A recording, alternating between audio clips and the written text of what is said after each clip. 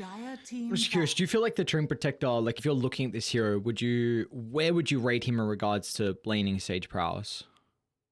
Laning stage, I give him like an 8 out of 10. I feel like, you know, any hero that has a really high base damage is going to do great at securing range creeps, both 10 seconds aggressively as well remaining. as denying. And just the ability to play around the trees, make yourself 5 harder to seconds kill is remaining. always going to be a really useful tool. Because for me, how I'm looking at this for Radiant X3, I team think they're going to ban. have a lot of control issues as the game goes on. If you fall behind in your lanes, Empire could just run over this game without having the capability to go for pickoffs. They're 2 heroes in, but it's just X3, they've got strong lanes. Like Weaver Tree, very, very strong support duo. There can be some flex 10 with the Weaver seconds as well. We remaining. mentioned the possibility for Nesvia to play it as a position 1. I 5 know Eastern seconds Europe have remaining. always liked it going down that route, but the lanes go poorly for X3, then the concerns really will be highlighted. Yeah, I think this next ban is going to reveal a lot about X3, right? Where they actually want to play this Weaver, because Weaver is by far one of the more aggressive carries that you can have, as particularly against a Visage. And, you know, a Weaver Tree and Protector lane is capable of killing this Visage over and over again. Radiant You might not team have pick. stuns, but Dire you're still team going to pick. have that potential for Ember consistent Spirit. damage coming out. And, well, an Ember Spirit doesn't really reveal too much about anything other than the fact that, hey, this hero is pretty good against Visage too. Some nice tempo controlling hero. Dire The team way to pick. jump in, create some Radiant- chaos. An Abaddon, huh? What do you follow up with the Abaddon? Okay. Okay. I Don't like hate that. yeah. The Abaddon on its own was a little odd, for sure. I guess you're going to have borrowed time for the overgrowth and you're going to be able to break people out, but yeah, you needed a defensive support with this Leshrac, 10 and I seconds feel like he's remaining. a good little pairing to go together with it, which means it is likely 5 what we were seconds expecting, right? remaining. Visage 3, Clock 4, Abaddon 5, Leshrac mid, so just the carry left for Empire. Not a ton have been banned out right now. CK Void, TA Monkey, so they still have the ability to pick and choose what exactly it is that they want. We're assuming it's going to be the off lane now coming. What do I like here? Do I like Axe? No, not against the Lesh. I just really like Axe against Visage. I think it's one of the best answers for it, just because the familiars are attacking incredibly quickly. As long as you get the call onto them, they will die. And it's just another one of those ways with the Battle Hunger as well to really rip through the Gravekeeper's Cloak stacks. My concerns for X3 is how they're going to kill the heroes on Empire. I feel like Lesh Abaddon's very strong together. If Visage gets off to a good start, you know, we see like the potential early AC that we were speaking. Who was speaking to that was saying 15 AC timing was like nutty? I'm trying to remember. Oh, it was Polaris. It was Oh, yeah, yeah, Davies? yeah, yeah. Radiant No. team ban. Yes, yes, it was Xavius. It was Xavius. Level 15 plus Assault Cuirass, go kill people. So like you look at that on Empire, Dire their team lineup ban. is really like ready to rock with that. A Leshrac Abaddon pairing. Like Lesh can come online very early. You don't need many items for a 15 timing. Now the Shadow Demon pick is it's pretty interesting. I think against Clockwork it can be very vulnerable, but I think overall what it's able to provide X3 is important. You have a Purge, which is great versus Leshrac to slow him down because Lesh needs to stay on top of people. It gets rid of the Yule Scepter potential. Nihilism, if he wants even that to consider that item, can really be nice to also control the Abaddon for a little bit and maybe blow up the Lesh. I don't think they have the damage, but I don't hate the Shadow Demon. Even just the Demonic Cleanse for the Grave Chill can be kind of nice as well. And I think that the bigger thing is, if you get the break, then you don't need to care about Gravekeeper's Cloak at all. And we're thinking this is much more likely of being a 10 position seconds 4 Shadow remaining. Demon, which we know super capable of building up stacks. Ember, 5 Weaver, both seconds heroes that remaining. can look to take it pretty well. I mean, you got the Swarm, you've got Shikuchi, you've got Maelstrom, Sleight of Fist, so plenty of ways to quickly take a lot of these stacks here. We're And a looking. tiny. Do you Terrorblade? They're looking for an offlaner. You go. Oh, sorry. Yeah, right. You're You right. carry. So again, I feel like their ways to initiate fights is a bit lackluster. Could you get percent damage somehow? I don't know if an Underlord can Underlord, fit. yeah. I don't know. I'm hesitant just because the Lesh, like a Lesh is a lot of damage. You can go early BKB, like it is definitely an item route, like ATOS, BKB, if that's something you're considering. Literally everything except the clockwork makes me think this would be a great Phoenix game, but they're going to go the Underlord instead. I mean, the Lash is the thing that I'm concerned about, right? Like, there is going to be a lot of damage being layered out, and as long as Squad and Shachlo are there at the same time, you are going to be layering out, like, full impact soul assumptions every 4 seconds on top of Leshrac damage. So it's going to be really up to Rink to make sure he's in the right position to be able to not just disrupt at any time, he needs to try and prevent one of those initial soul assumptions from coming through. I feel like both mid laners are going to have a very good game. I think Ember, you're not going into a lot of control. I think for Leshrac as well, you're paired up with an Abaddon. I think Lesh always thrives when you have a defensive support because he's someone who wants to be in the middle. You want to get full usage out of your resources and you do not want to be blown up. Like if you can get BKB off, you get your Scepter off and then get those spells pumping. And that's what an Abaddon can really help provide a Leshrac. So I think eyes on both position twos. It could be a bit more of a concern for Ember. If they get run over, then I feel like his impact is going to be lackluster. But if he has a good lane, we can see rotations come through from the supports, help secure some of the runes, get some rotations going, then he might get his game rolling, and that could be a big thing for X3. But I am going to go Empire. I just Their draft is better. Yeah, I just slightly believe that they can take over this game very early on with their lineup, but I don't know if X3 can deal with that. Yeah, I think the two players that you're going to need to be looking at on Empire in particular are going to be James and it's going to be Squad, right? Can Squad look to take advantage of the fact that Leshrac into an Ember Spirit is a Leshrac favored lane, and is James going to be in a position to consistently look to soak up a lot of that damage and prevent his Visage from dying? Because, like I said before, you're eventually going to get to this period where Visage has the items that he needs, Leshrac has, 2 items as well. You can run at literally anyone and they are going to die. Like, there's nothing that they can do, there's no real way to disrupt a lot of the damage. They will see, though, that they're all moving out into the lane with the use of this Observer Ward. James? Oh, let's go. 5 on 5! Run him down, boys! Run him down! Benjamin to start. Shachlo. Oh, look at the damage ramping up. Wait, hang on, Ember Spirit. Natty Narwhal's getting ripped apart. A couple more right clicks with the tree throwers. Empire are able to find first blood. Now we've got the 4 on 4 as Empire. They don't want to continue chasing X3, not into their side of the map, and especially with a tower that they can rally around. Ward off there. You love to see it. This is Dota at its finest. Now the fight. Come on. Oh, Enrinx might be in a bit of trouble. He's able to find the bounty. Charge all the way to top. See who's able to get the others. I think it should just be a 2 for 2. So we do have Empire getting first blood. Who got that? All right, so it was Retrograde getting the kill, and on X3, Enrinx on the Shadow Demon got the rebuttal. 3-1 bounty runes, though, for Empire. They'll be happy to secure those. Especially for this lane, the magic stick is going to do wonders for BZZ.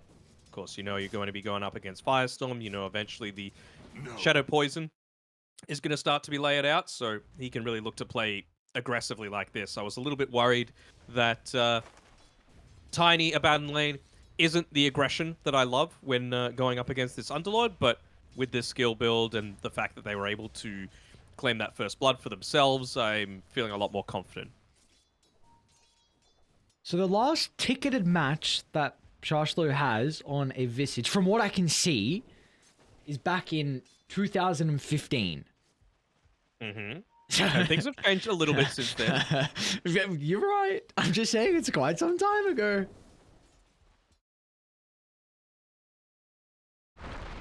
I'm sure he'll be looking to redeem himself after the Game 1 performance. His Enigma certainly wasn't something that he would be looking to relive anytime soon. No, without a doubt. All right, so we were both favoring Empire's lineup. What do X3 need to do to be able to prevent Empire from kind of hitting their timing in stride? I feel like Underlord needs to go into a build that's very magic resistance heavy. So I know it's not exactly the common way to go, but you just have to consider what you're up against, right? Tiny, who's able to get active early on with Avatos, Soul Assumption, Battery Assault, Leshrac, right? You need magic resist this game. A couple of braces isn't going to be enough. So I feel like if you itemize correctly and you're able to play effectively with this Weaver, around the fact that the lockdown isn't amazing so far mid lane? on Empire. Oh. Just sidestep the Split Earth. He might still get the kill with the Flame Guard expiring. Natty Narwhal playing on the edge. Secure a few of these water runes away. Looks like Natty Narwhal will be able to get at least one. But yeah, I think it's going to be on the back of the Weaver as well as the Underlord in terms of a itemization for Underlord and positioning for the Weaver. Like, he shouldn't be giving up his life for free, that's for sure. Okay. So you're expecting Hood? Touch low. Ooh. I was expecting them to maybe make a dive attempt there, but just the communication's not quite on point. They still had, I believe, 2-second cooldown on the Nature's Grasp, so weren't able to connect through with that, and they won't be able to make any kind of action happen for 30 seconds. The Swarm is a really important component of that aggressive potential. Was not your This mid lane doesn't seem to be going too well for Natty Narwhal already, and Lesh is going to have the movement speed to be able to help secure some of the water runes, and I don't know with how kind of rough the side lanes are going if they're going to get any assistance out of the supports as well. Yeah, it's not super easy. Looks like he's forced to go all the way back for the bounty rune as well inside of his own jungle, which means just more time to freely last hit for squad. never refuse gold given. There's also the issue of not the greatest tower hitters on X3. Meanwhile, you've got a Visage, a Leshrac, and a Tiny, as well as an Abaddon to be able to accelerate that off of the back of a successful team fight. Bottom lane, Empire James. really have that in spades. One more right click. Can anyone get it? Nesfear? Gonna try and go under with the Sakuchi. James gets enough bonus health back. And meanwhile, mid lane, hang on a second. Squad. He's gonna be brought down under the T1 tower. So a great rotation from N-Ring combined with Natty Narwhal to find a really big kill where I was not expecting Squad to be killed off. Yeah, it's going to need individual plays like that if they're looking to make up for the fact that their draft does have a fair few holes.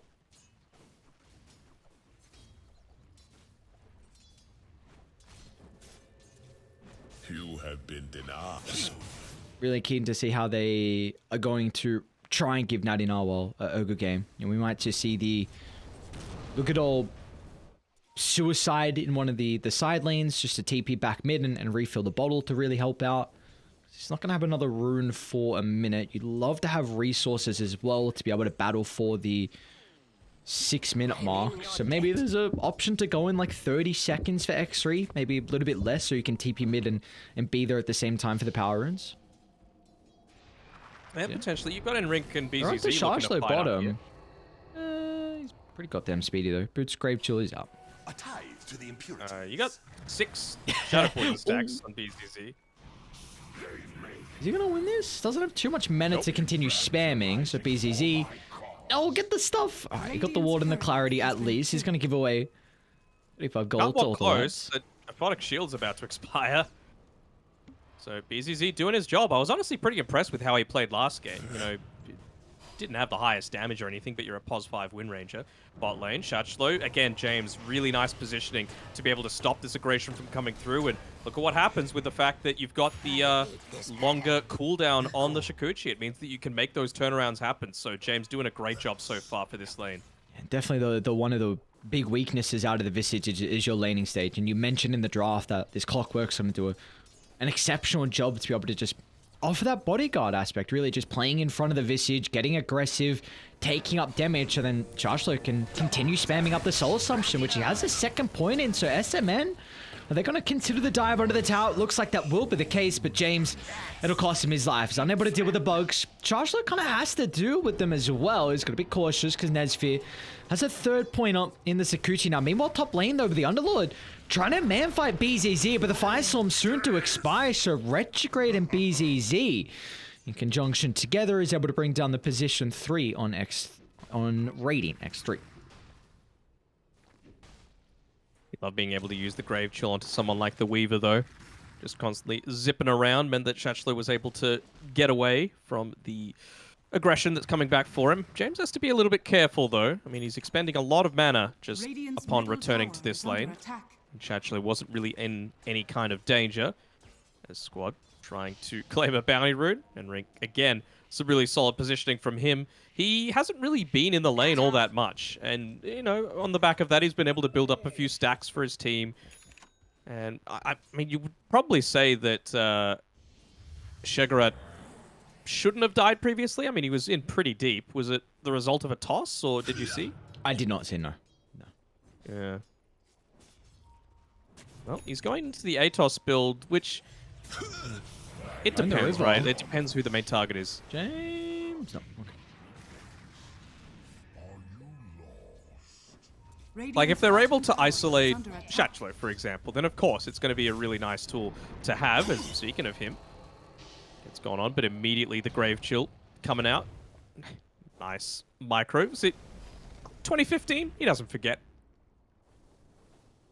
Oh my. Oh, we'll see. This is good. He's, again, biggest concern is always the laning phase, Empire.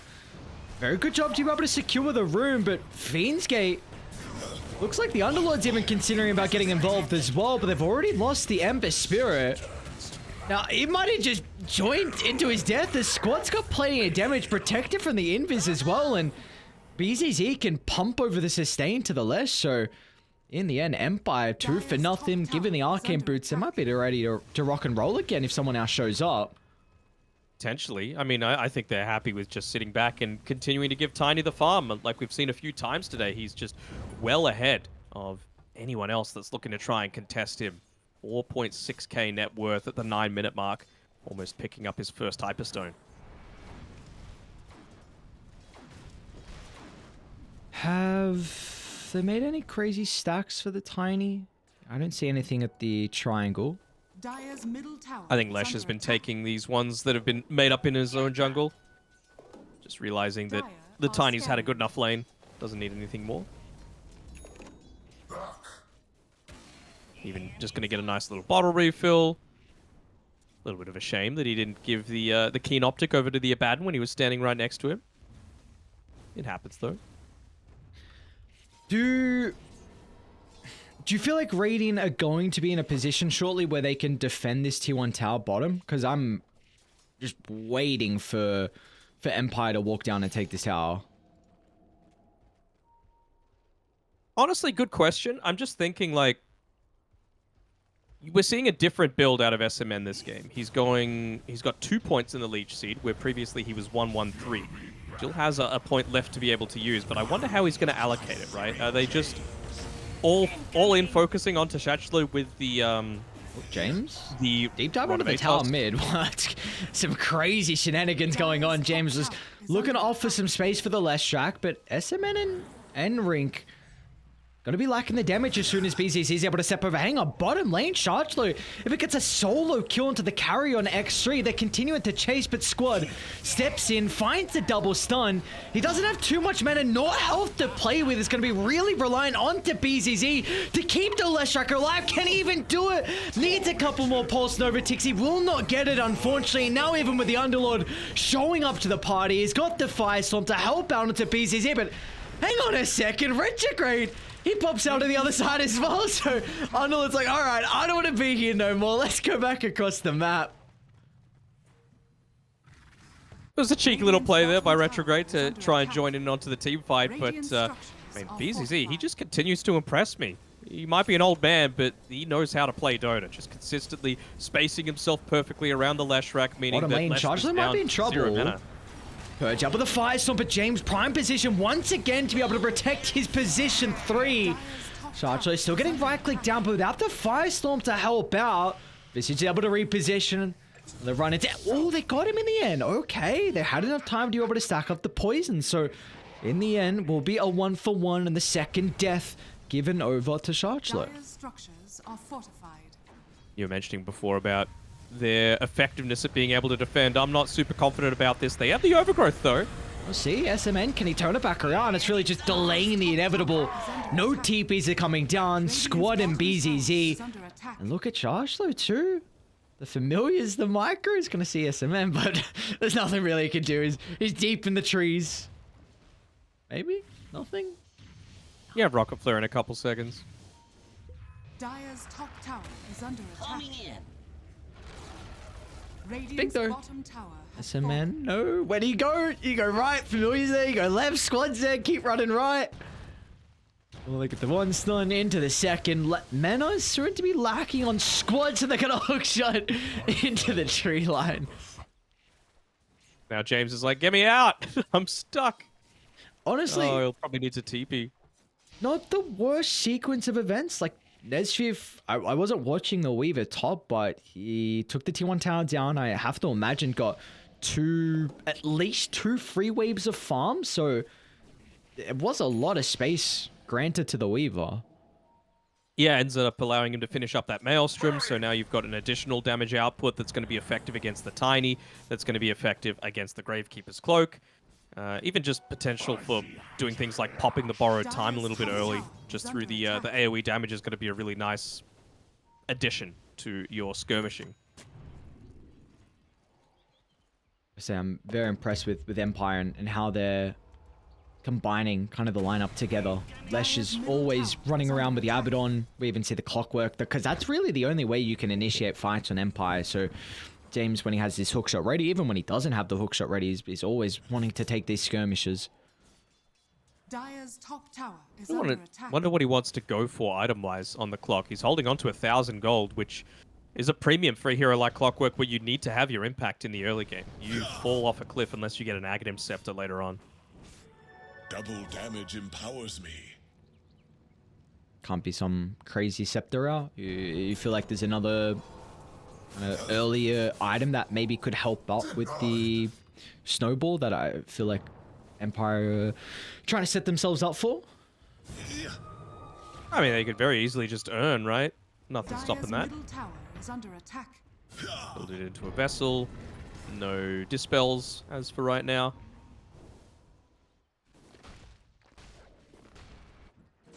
Top lane, N-Rink. Killed off once again. James jumping in with the hook shot. Squad's able to follow up. Beautifully done. There's a lot of space as well given over to Retrograde. Moonshot completed. He's going to have...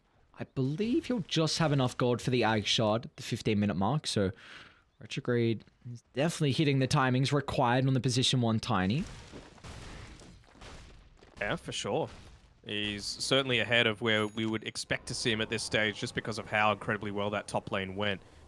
I'm still seeing the Rod of Atos for Sugarat. I just don't feel super confident about their ability to actually get these kills, though. I mean, Weaver's going for the Dragonlance, pretty standard. The Clockwork, though, he went and bought a Staff of Wizardry to be able to start things They're out. going to try and blow up the Weaver. Middle tower I is don't think under you Moved can. up to the high ground. Oh, Squad. You've got to be playing with the Lesh straight on top of the Clockwork. The chain control has to be perfect. Well, we got greedy. Yeah. He wanted an edict first. I wonder... Because he lost mana on... Or maybe didn't have enough, but I could have popped one. So I wonder if it was hookshot into Cog's pushback and Split Earth, if that would have been enough control. I imagine it would have been. Maybe. Bottom lane, BZZ's going to run into a couple of heroes in X3.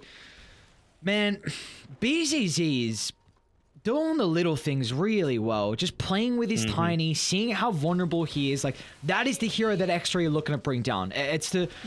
One support is with your other core, and the other support is with the other vulnerable core. And they are just playing this really well on Empire. Look to try and defend this bottom side. Oh, nicely done there by Squad as well to sidestep, ensuring that Ember Spirit wasn't able to get the Sleight of Fist bottle secure. In the meantime, just, again, continue to farm. Sugar out on the bottom side, getting focused a little bit by Mr. Tiny. Gonna go for Fiend's Gate. Squad, can he get in range? They'll hook shot first instead. Go inside the rift, see where it goes. No, bunch of losers. Who needs a courier? You can just portal to the shop and then portal back, you know? Yeah, straight up. Radiant's bottom tower is under attack. Alright, let's see. I'm still...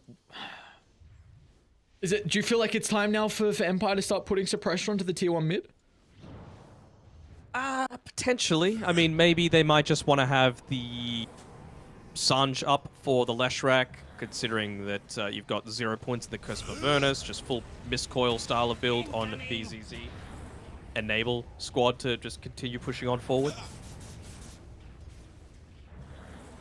Oh, so close to the Blink Dagger as well on Retrograde.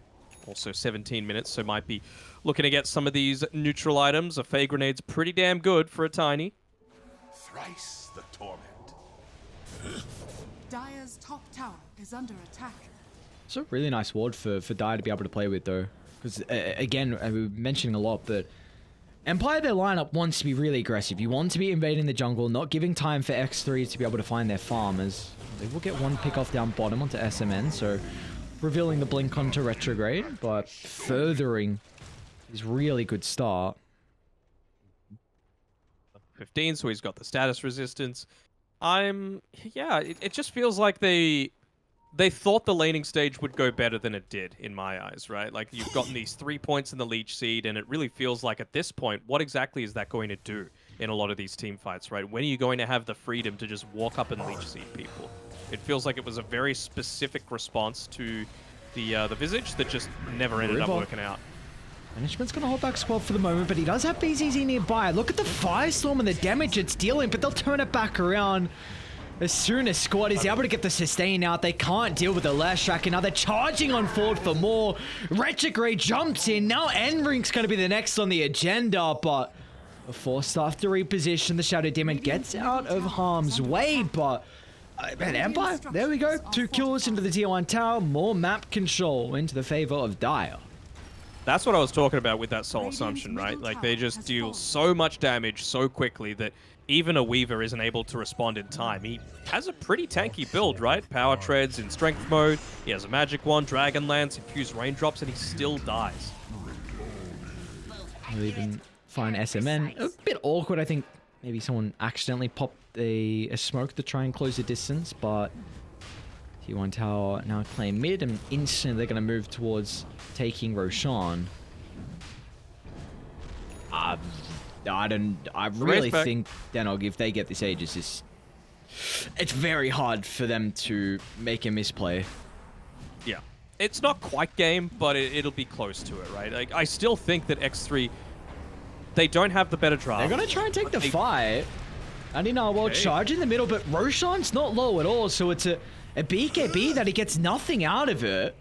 Oh, imagine he gets bashed. Oh, you'd hate to see it. And James, well, he's making space. That's the main thing on the clockwork. It doesn't really matter you feed over your life, because Retrograde now has the Aegis in his hands. The thing for me is they... Sorry, just always looking out for that Blink Dagger on Retrograde. You've got the tools on X3 to be able to take effective team fights, right? Like, you are pretty hard to catch on your 2 main cores in the Weaver and the Ember Spirit. And the lockdown isn't amazing on Empire. A lot of it is heavily based around James and what he's able to do. So as long as your positioning is fine, you're always going to be able to layer out a good amount of damage just with this Ember Spirit and Weaver. It's just, are you in a position to be able to do that? Do you have the vision advantage? How's your positioning in a lot of these team fights? And for right now, there's just been 1 or 2 where they've been slightly off, and that's all the window that Empire need to be able to punish you. I think Clockwork's having a great game. I think that enables Shachler to have a much better game than he probably had any right to. Top side, though, speaking of Shachler, has to be a little careful. But, you know, just the things like I mentioned before of the Treant Protector having the multiple points into the Leech Seed. It doesn't really do anything, you know? Like, he's going to now skill up the Living Armor. He brought the Tome of Knowledge over to him just to be able to protect this tower for that little bit longer. But these 3 points in Leech Seed feel basically worthless to me. I think a big thing...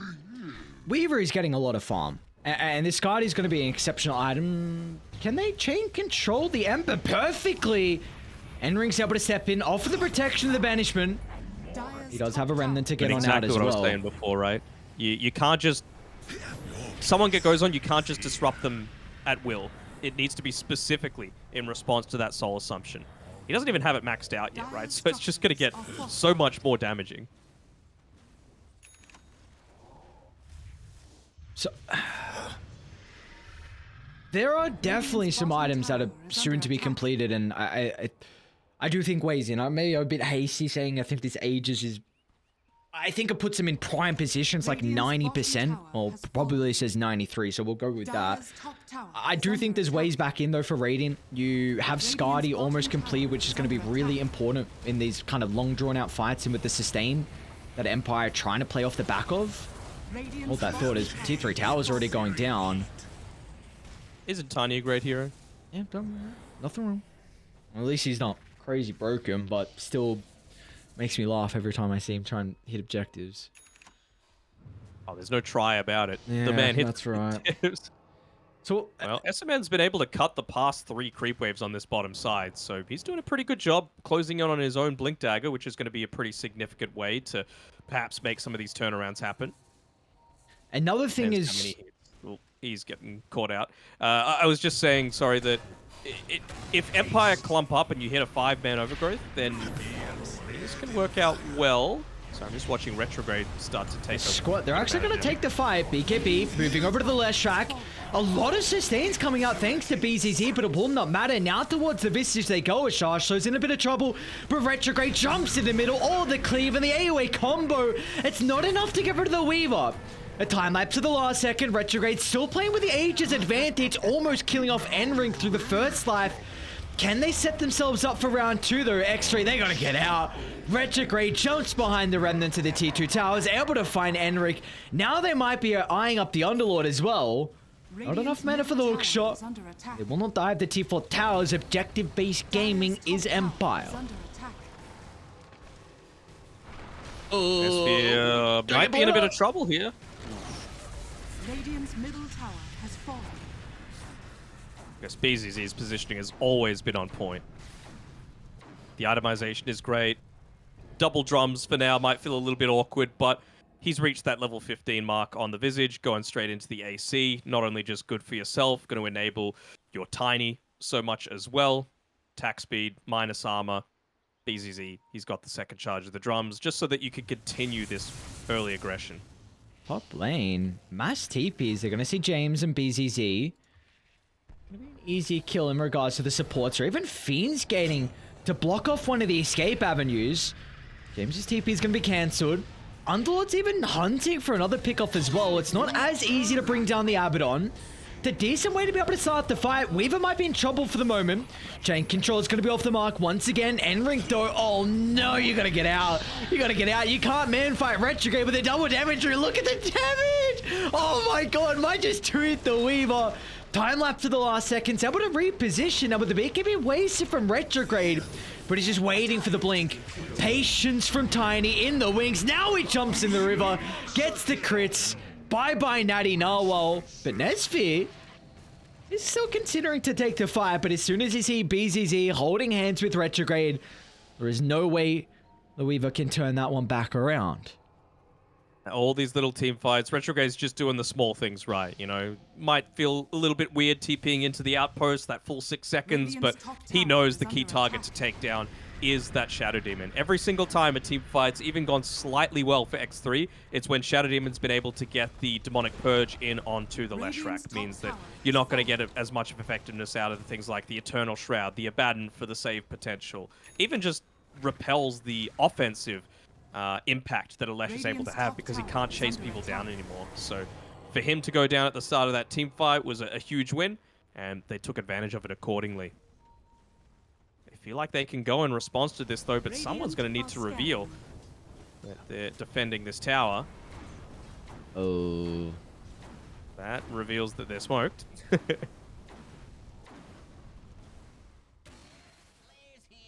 going to back up. SMN though. Really nice ward to play with. Overgrowth still on cooldown, unfortunately. It's going to double ward the vicinity, so you need to take a fight now in this location. Retrograde, look at the damage.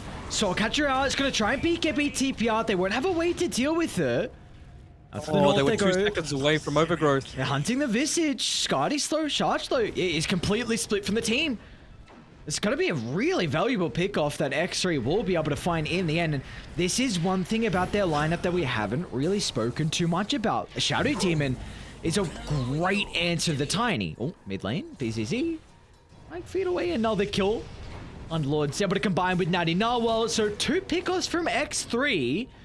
It's showing some signs of life for the lads on Radiant. Okay. There's some small potentials that needed the Fiend's Gate to be used to be able to take out the SD, so it's not quite as bad, but yeah, Shadow Demon against the Tiny, pretty effective, right? Not just for the disruption aspect, but also the Soul Catcher. Big percentage. And the spell amp per hero as well. When you combine that together with something like the Underlord, if you're clumping together, you can have a pretty big impact. I mean, you saw what just happened. Half his health was gone. There was no messing around. You got Soul Catcher, Firestorm on top of him. The really one thing is they don't have a stun. It's not. They might honestly be able to blow him up with one stun with Soul Catcher, Firestorm, and Weaver's damage, but without that, we kind of see the issues. He can pop BKB, but I guess that's a big thing. Like, okay, so maybe the way you take fights is Soul Catcher, Firestorm, you force BKB, you purge him so he can't escape, BKB wasted, and then you look to kite him and go back in afterwards. It's an issue when Retrograde is initiating, especially onto the Underlord. They're actually going to miss the hook shot. It's going to be now onto Retrograde to be able to close the distance, and the tree throw is plenty to secure the kill. Your best avenues of being able to defend as well. Just went down, but no creeps. So still gonna be a little bit of time until they're able to breach high ground. 45 seconds until Roshan though, so I'm just trying to think of how both teams want to take this next engagement, right? Because nothing too much has changed. You know, it's still so important to take out the Shadow Demon. It's still so important to force an early borrowed time out of the Abaddon as well. Just so that you're not able to use it during the Overgrowth, reposition yourself into safety. But, I mean, BZZ, he's just so rarely on his own at this stage, realizes the importance of sticking together with a team, particularly with the heroes that are a little bit squishier. Woke up X3, they want to take a fight. I have a really good ward on the higher ground. They're going to be cautious. They group up because they're going to jump in with the silence and the chain control. Natty Narwhal's going to be bursting down. Another Weaver as well. Banished for the last second. Is it going to be enough to get the time lapse out? Looks like Nesfeed just escapes on a slither of health, but Empire take a fight in a choke point where they have the high ground ward, and you see how difficult it is for X3 to combat that. Oh, the Titan sliver again for the... this is broken. I'm telling you. It's every game. It's every game. Well, you don't want to be buying back at this stage, but the result is you're going to be losing... Without even the Tiny, single lane of Rax. Meanwhile, Tiny's just solo killing a Dream Protector, so... Man. Very cool, very cool. He can do that.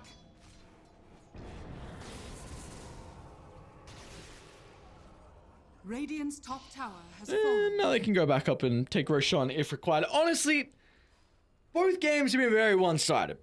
So, this has to put us in a beautiful spot for Game 3, right? Yeah, no, we're not going to mention it. We're going to avoid it. We're just going to... it's okay, it's okay. We're going to mention the fact that Clockwork has Aghanim Scepter. Let's go. James, I think he's been playing fantastically this game. You know, always seems to... Well, a couple of times he's missed, but is playing the laning stage in particular was what really set up this Visage for success. Not only James... Speaking of Visage, 100 away from the AC too. Oh no. These towers, and now you're buffing up the Tiny even more. About to be level 25. There you go. Have fun. Extra toss charge to play with. DD still for a quarter duration if you want to just walk up, get a couple slams in. Is this Satanic? Solar Crest. Yes, I believe so. Very cool. Womp, womp.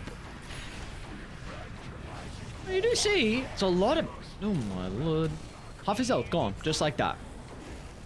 Dire's bottom Percent damage is scary. Radiant structures are fortified. It's another one of those games, though, where the offlaner on the losing side is just holding on to so much gold. Shigaret clearly wants to have the BKB available, but honestly, when you're at that point, I feel like the physical damage is just going to be... Jump in, retrograde. Trying to pull up the Underlord simultaneously. James, he's on the Treant Protector and the Tree Line, soloing down one of the valuable supports that offers a lot of the control, but meanwhile, retrograde, he does lose his first life, X3. They need to play off the back of the buybacks. Maybe with the numbers advantage, they can turn this fight back around. Overgrowth in the middle, but the chain control onto Natty Narwhal. He actually has an opportunity to get the slide and get out, and they're taking a fight into the Firestorm, so Nesvi is looking to clean up. Gets the time lapse off of the last second. Retrograde still has his Titanic as well, but he's got to be cautious. Retreating away. They don't have BZZ to be able to pump up the Tiny. Oh no, what is that? Retrograde back to fighting shape. Combos out. Bye-bye Ember. And now he's going to turn towards the Weaver next. But a banishment to hold him back. Retrograde a couple more right clicks and they'll get him in the end. So X3, I mean, it comes at a grave cost. It might even come at the cost of your Weavers. Nesvi, Sakuchi survives to the western side. He's going to move into charge though, but the Visage ends the fight off the back of a triple kill. They know buybacks were expended, and they might just be able to go for tier 4s if they want. Yeah, potentially. I mean, why not just get the last lane, though? Completely exposed. You've got the Diabolic Edict. You've got your Familiars up and available. I don't really think getting the Banish in onto the Visage is going to change too much, because that's Megas. That is Megas, and that is game, James. You're saying his praises a little bit too early, but for Empire, they're going to hit back in our first series of the DPC, tying us up 1-1. And again, it's got to put us in a perfect position heading into Game 3. It was a very one-sided Game 1, X3 demolishing Empire, but they hit back, proving that some of the experience is able to work off in their favor. Natty Narwhal is going to do what he can. A last-ditch attempt to hope for a decent fight with some numbers advantage, but it will not matter. Even without the Tiny, these towers are starting to fall. Throne is now exposed, and yeah, this should be all Shiro. Sure. Yeah, they're going to fight until the bitter end, as is tradition. But even BZZ just right-clicking away like an absolute beast. He's my MVP. Just always in the right position. Kill them all! Get them all! No, I 100% agree. I think BZZ played... Oh, do we want to say out of his mount? I was very, very impressed with BZZ and his positioning through the early game. And I think not only that, you mentioned James and his involvement for the laning phase, but I also think just what he was able to do in general with recognizing his role through the early game, just like following the Leshrac, because they knew like early on when they were trying to take towers, it was Squad and BZZ combined together, so Lesh could just charge in the middle and have enough sustain. But then when they were going for pickoffs, like Lesh, you're not playing with the Abaddon. That's not a duo that you're looking to combine with. It's you really want to be with the Clockwork. So just the read overall from Empire seemed very solid in that game. They understood the game plan and they executed perfectly. Yep. 23 kill involvements for only 3 deaths on the Abaddon, always in place to be able to get the Aphotic Shields off to break things like the Searing Chains, the Overgrowth, and even on top of that. I mean, for an Abaddon to have 15,000 healing in a 33-minute game is kind of nuts. Like, he's all single target. So the fact that he was even able to get up to that stage while building items to buff up his Tiny in the drums and the Solar Crest, very, very well done, BZZ. The old man still got it. Yes, the old man still got an Empire. They proved that they're not going to get run over a second time in a row. They will force us to go the distance to kick off Division 2 here in the summer tour for the Eastern European Division 2. But what a way. Again, I'm telling you, one-sided game 1, one-sided game 2, back and forth. It has to mean game 3 is going to be a thriller, and we will find out after the break.